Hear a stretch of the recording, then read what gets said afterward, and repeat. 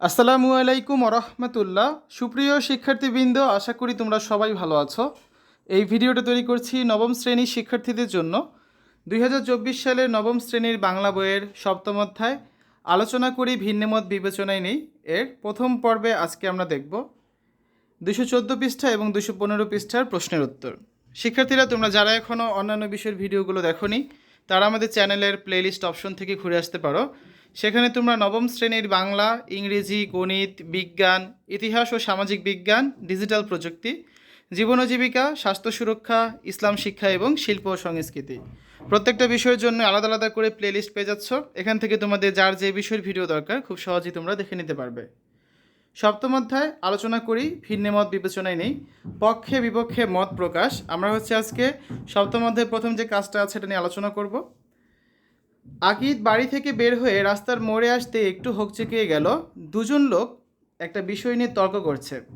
আকিদ একটু দূরে দাঁড়িয়ে তাদের কথা শোনার চেষ্টা করলো। এই যে ছবিতে দেখতে পাচ্ছ, দুজন লোক কোনো একটা বিষয় নিয়ে তর্ক করছে। এখানে ময়লা ফালানো রয়েছে বা আবর্জনা ফালানো রয়েছে। তো রাস্তার মোড়ে কয়েকদিন ধরে কে বা কারা যেন ময়লা ফেলছে। এই ময়লা ফেলা নিয়ে তর্কের সূত্রপাত। তাদের কথা শুনে আকিদ বুঝতে পারল দুজনেই হচ্ছেন এই এলাকার বাসিন্দা এবং তারা পরস্পরের পরিচিত। একজনের নাম শাফকাত হোসেন এবং আরেকজনের নাম আজমল করিম। শাফকাত সাহেব বললেন, মানুষজনের দায়িত্ববোধের কি এতই অভাব? রাস্তার মোড়ে কেন ময়লা ফেলবে? তখন আজমল সাহেব বললেন, মানুষ না হয় ভুল করতেই পারে, কিন্তু কর্তৃপক্ষ কি করছে? শাফকাত সাহেব একটু ক্ষিপ্ত হলেন, বললেন, এলাকা পরিষ্কার রাখার দায়িত্ব তো শুধু কর্তৃপক্ষের না, আমাদের প্রত্যেককে ব্যক্তিগতভাবে আরও বেশি দায়িত্বশীল হতে হবে।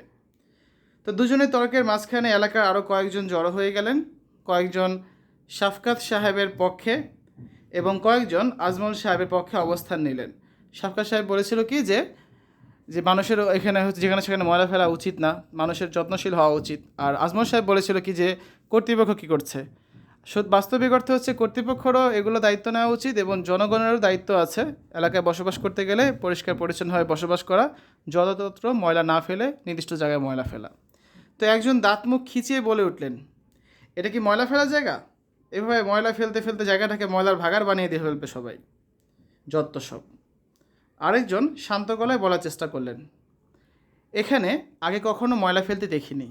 আশা করি বিষয়টা কর্তৃপক্ষের নজরে পড়বে এবং আজকালের মধ্যেই হয়তো ময়লা পরিষ্কার করে ফেলবে। সাদা শার্ট পরা একজন বললেন, আমাদের আবর্জনা ব্যবস্থাপনার উন্নতি করতে হবে। শুনেছি বিদেশে এক এক রকম ময়লার জন্য এক এক ধরনের বাক্স থাকে, আর আমরা যা পাই সব এক জায়গাতেই ফেলি। এখন উপরে নমুনার পরিপ্রেক্ষিতে তুমি কি মনে করো, এলাকা পরিষ্কার রাখার দায়িত্ব কি ব্যক্তির নাকি কর্তৃপক্ষের? এ বিষয়ে শ্রেণীতে তোমার মত প্রকাশ করো। এরপর একই বিষয়ে তোমার সহপাঠীদের মত নাও।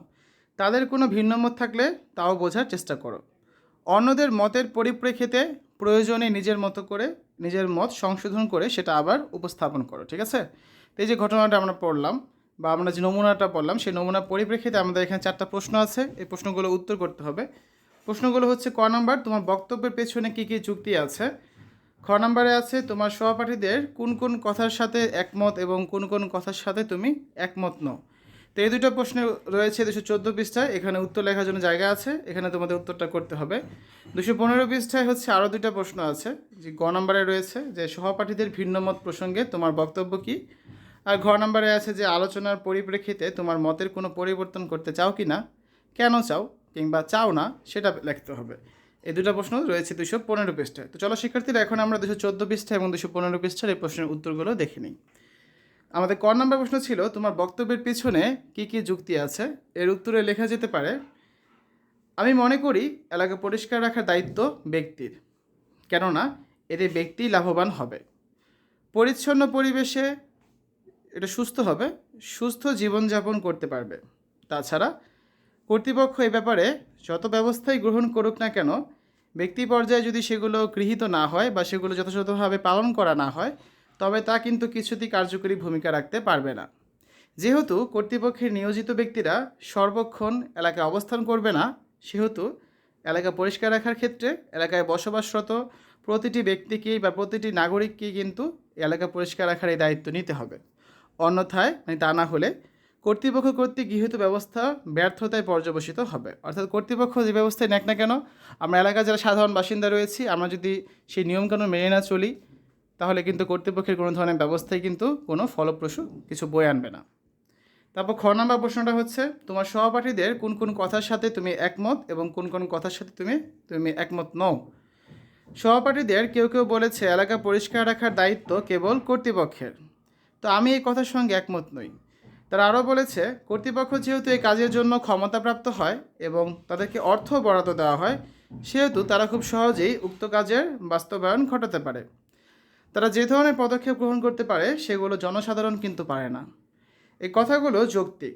আবার কেউ কেউ বলেছে নিজের চারপাশে নিজেকেই পরিষ্কার রাখতে হয়। প্রত্যেক ব্যক্তি স্ব অবস্থানে থেকে নিজ নিজ অবস্থানে থেকে সচেতনতা অবলম্বন করলেই এলাকা পরিষ্কার রাখতে পারবে, যা দূরে অবস্থানকারী ক্ষমতাপ্রাপ্ত ব্যক্তির পক্ষেও ততটা কিন্তু সহজ হবে না। আবার এই কথার সাথে আমি একমত। তারপর গ নাম্বার প্রশ্নটা আছে, সহপাঠীদের ভিন্নমত প্রসঙ্গে তোমার বক্তব্য কী।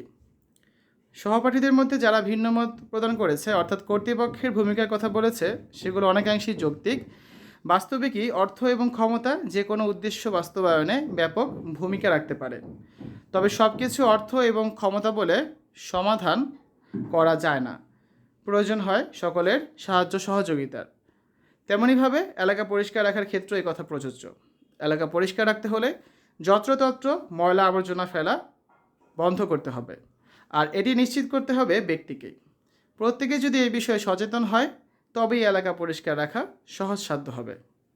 সর্বশেষ ঘ নাম্বার প্রশ্নটা হচ্ছে যে, আলোচনার পরিপ্রেক্ষিতে তোমার মতের কোনো পরিবর্তন করতে চাও কি না, কেন চাও কিংবা কেন চাও না। আলোচনায় আমি বলেছিলাম এলাকা পরিষ্কার রাখার দায়িত্ব কেবল ব্যক্তিরই, তবে সহপাঠীদের অনেকেই ভিন্ন মত পোষণ করেছে।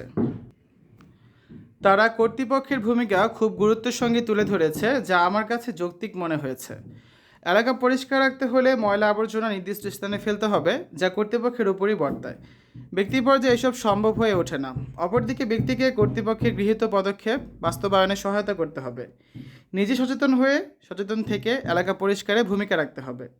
এইসব দিক বিবেচনায় আমি আমার মত পরিবর্তন করতে চাই, কেননা আমি বুঝতে পেরেছি যে এলাকা পরিষ্কার রাখার দায়িত্ব কেবল ব্যক্তির নয়, বরং ব্যক্তি এবং কর্তৃপক্ষ উভয়েরই। ঠিক আছে, এভাবে করেই তোমরা এই প্রশ্নগুলো উত্তর দিবে। তো এই আলোচনার সময় নিচের বিষয়গুলো কতটুকু বজায় রাখতে পেরেছো তা যাচাই করো। এখানে একটা ছক রয়েছে যে আমরা মত প্রকাশের ক্ষেত্রে বিবেচ্য বিষয়গুলো কি আমি বুঝেছি কি না, বুঝলে হ্যাঁ, না বুঝলে না। ঠিক আছে, এগুলো নিয়ে আমরা আগামী ক্লাসে আলোচনা করব। আগামী ক্লাসে আমরা এই ছকটা পূরণ করে দেব। শিক্ষার্থীরা, এতক্ষণ তোমরা দেখলে নবম শ্রেণীর বাংলা সপ্তম অধ্যায় আলোচনা করি ভিন্নমত বিবেচনায় নেই 214 পৃষ্ঠা 215 পৃষ্ঠার সমাধান। আশা করি ভিডিওটা তোমাদের কাছে ভালো লেগেছে। পরবর্তী পর্বগুলো দেখার আমন্ত্রণ জানিয়ে আজ এখানে বিদায় নিচ্ছি। আল্লাহ হাফেজ।